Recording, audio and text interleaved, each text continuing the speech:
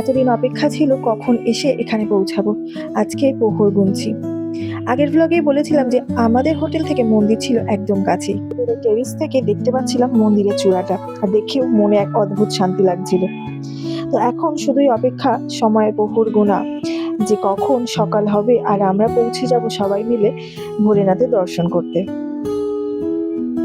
সকাল হওয়া মাত্রই আমরা সকলে উঠে ঝটপট রেডি হয়ে নিয়েছি, কারণ যার ডাকে আর যেখানে আসা এত প্রতীক্ষিত জায়গা, সেখানে যাওয়ার জন্য আমরা সকলেই ছিলাম ভীষণভাবে উদ্বেগ। মন্দির চত্বরে ঢোকা মাত্রই অনুভব করলাম একটা অদ্ভুত শান্তি এখানে রয়েছে।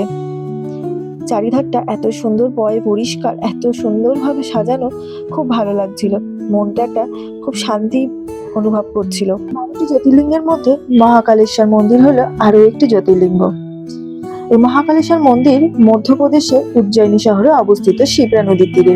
পৌরাণিক কাহিনী অনুযায়ী দুষ্টু রাক্ষসদের হাত থেকে ভক্তদেরকে রক্ষা করার জন্য স্বয়ং শম্ভু এসেছিলেন এবং এখানেই আবির্ভূত হয়ে উনি চিরন্তরের জন্য রয়ে গেছেন। তিনি যে সেখানে আছেন সেটাও সকলে অনুভব করে, এবং সত্যি হয়তো অনুভব করছিলাম।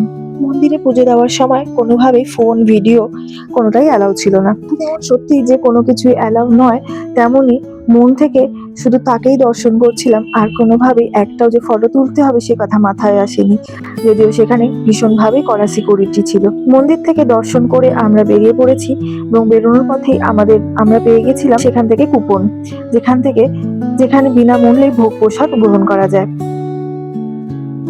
মন্দির চত্বরে চলার পথে দেখছিলাম কত সুন্দরভাবে সাজিয়ে তোলা ছিল এই মন্দিরটি, মহাকালেশ্বর মন্দিরটি। এতটাই সুন্দর আর এতটাই পরিষ্কার পরিচ্ছন্ন ছিল যে সত্যিই মন আকর্ষণ করছিল। যদিও সেখানে নোংরা যদি করে থাকে, তাহলে আমরা যারা ঘুরতে যাই তারাই করছিল। চারিধারটা অপরিষ্কার করার জন্য যারা তীর্থযাত্রী হিসেবে যায় তারাই নোংরা করে, কিন্তু মন্দির চত্বর কিন্তু সত্যি খুব পরিষ্কার এবং পরিচ্ছন্ন ছিল। তো আমরা চারিধারটা ঘোরার পর পৌঁছে গেছিলাম এই মন্দিরে ভোগ প্রসাদ গ্রহণ করতে, আর ততটাই খুব সুন্দর ব্যবস্থানা ছিল এখানে। হাজার হাজার ভক্তরা এখানে এসে প্রসাদ গ্রহণ করে, আর ততটাই সুন্দর ছিল এখানকার ব্যবস্থা। অনেক গল্প নিয়ে আসছি পরের ব্লগে।